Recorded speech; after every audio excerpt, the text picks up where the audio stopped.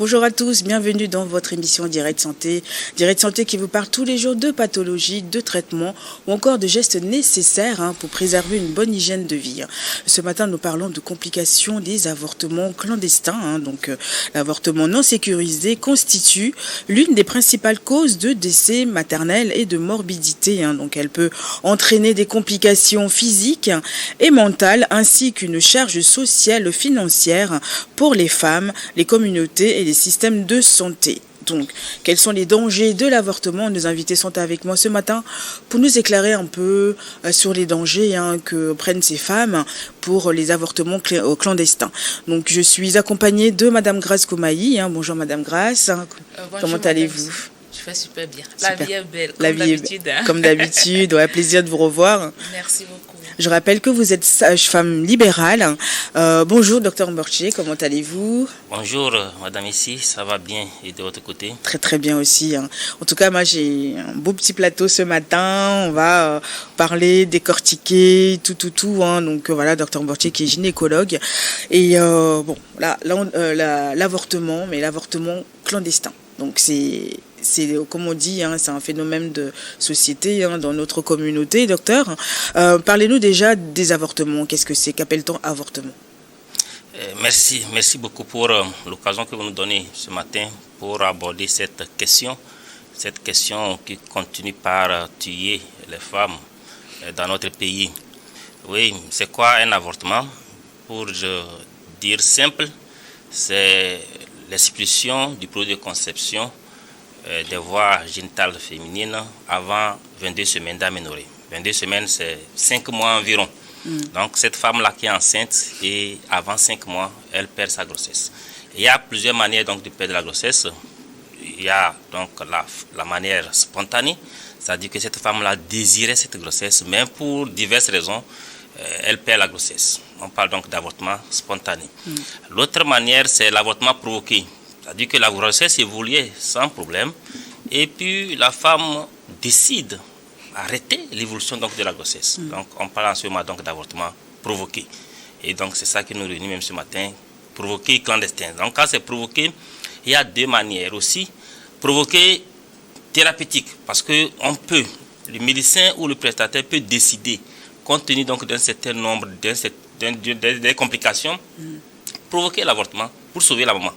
Donc on parle d'avortement provoqué thérapeutique. Le deuxième type donc d'avortement provoqué, c'est clandestin. Là, il n'y a pas d'indication médicale.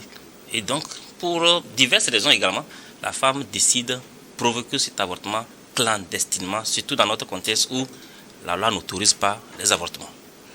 Ah mais justement, la loi n'autorise pas, donc c'est ça qui les pousse à...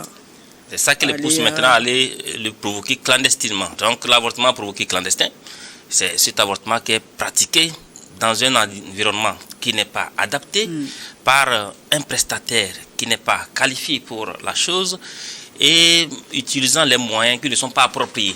Donc c'est tout ça là qui fait dire de cet avortement provoqué clandestin que ce sont des avortements à risque et non sécurisés.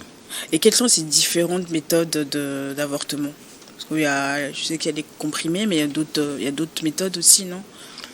Il faut dire, comme je l'ai dit, si c'est des avortements provoqués sur indication médicale, il revient au prestataire.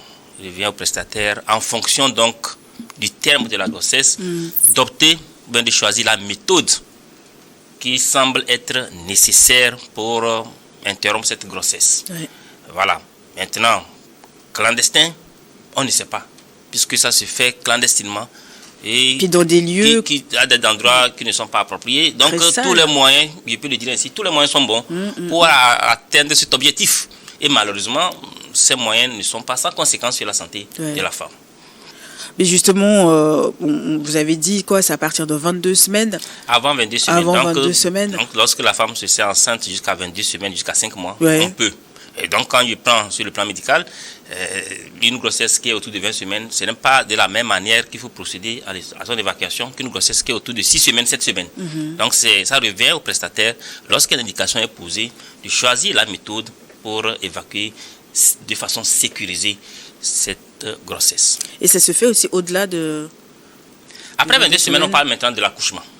Après 22 semaines, ce n'est plus l'avortement, c'est l'accouchement. Et l'accouchement, on parlera en ce moment donc d'accouchement prématuré lorsque ça n'atteint pas encore 37 semaines d'aménorrhée.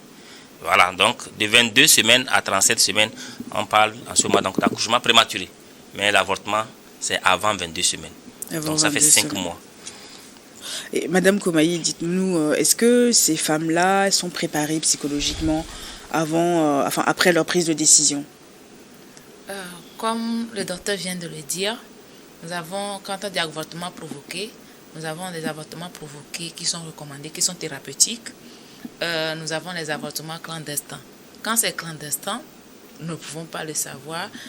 Lorsque c'est provoqué, lorsqu'il s'agit d'un avortement médical, il faut premièrement les sensibiliser, leur dire le pour et le contre, amener la femme à réfléchir sur les conséquences que nous allons citer, les conséquences, que ce soit les conséquences immédiates ou les conséquences à la longue. Demander à la dernière d'aller réfléchir, d'aller discuter avec le partenaire, parce que la grossesse se fait à deux. Il faut discuter avant de revenir. S'il s'agit d'un avortement thérapeutique, vous allez voir, certaines femmes, certains couples peuvent revenir dire « Nous n'allons pas avorter, nous allons garder la grossesse ». D'autres vont dire « Je vais me débarrasser de la grossesse ». S'il s'agit d'un avortement clandestin, la femme a déjà pris la décision.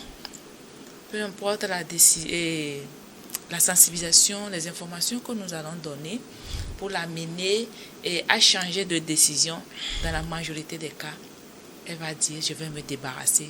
Parce que ce sont des femmes qui viennent pour dire « je ne suis pas prête, j'ai une mission, j'ai une promotion, j'ai des projets, je dois continuer mes écoles, je ne suis pas prête, je vais me débarrasser ».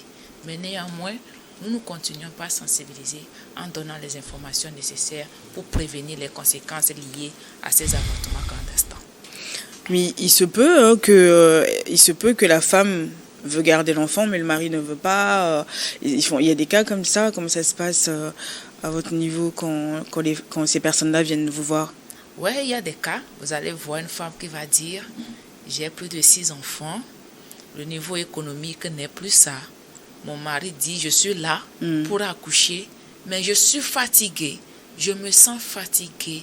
Je veux me débarrasser de la grossesse, mais le monsieur ne veut pas. » Vous allez voir, ces femmes, elles prennent la décision sans prendre le choix du monsieur.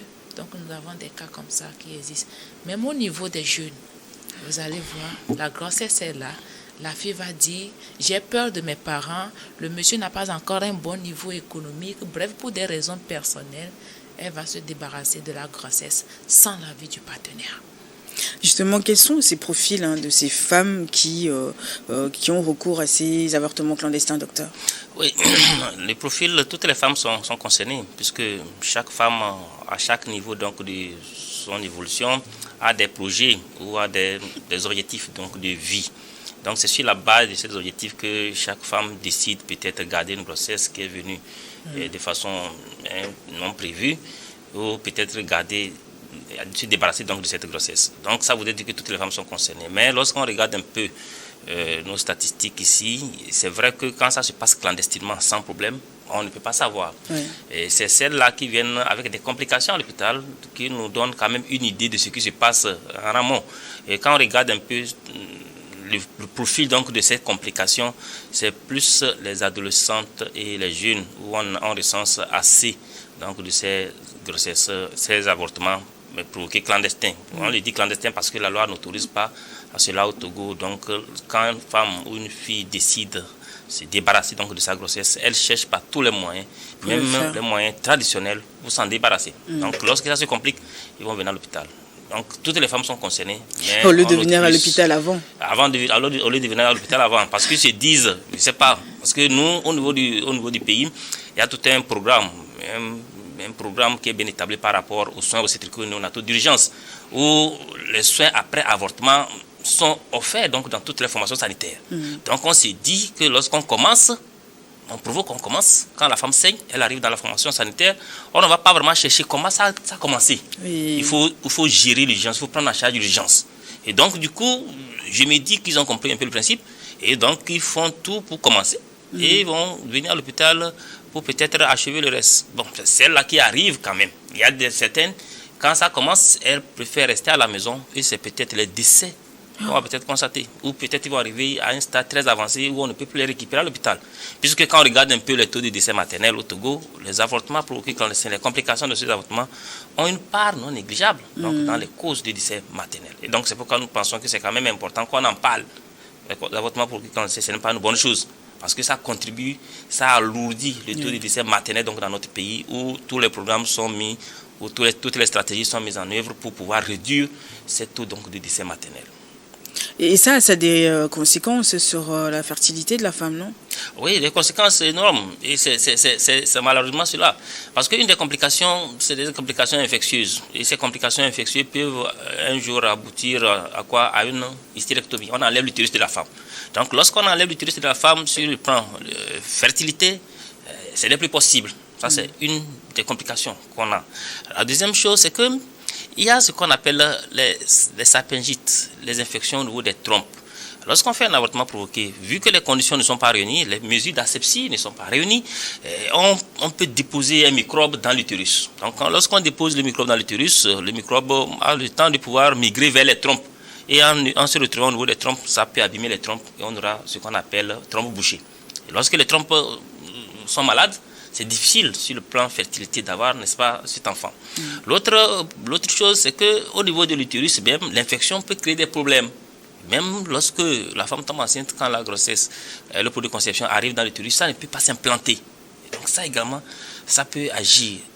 L'infection, surtout, c'est les complications infectieuses. Et j'insiste surtout sur ça, parce que l'environnement dans lequel ces avortements sont pratiqués ne sont pas aseptiques. Donc, il y a plus de risques infectieux. Et comme on s'est dit que les avortements, ça devait être accompagné de douleur, et donc devant toute douleur prévienne chez la femme, on va penser que c'est l'évolution normale. Alors que c'est une complication qui est déjà là et qui va continuer par abîmer. Et ça peut peut-être toucher les ovaires.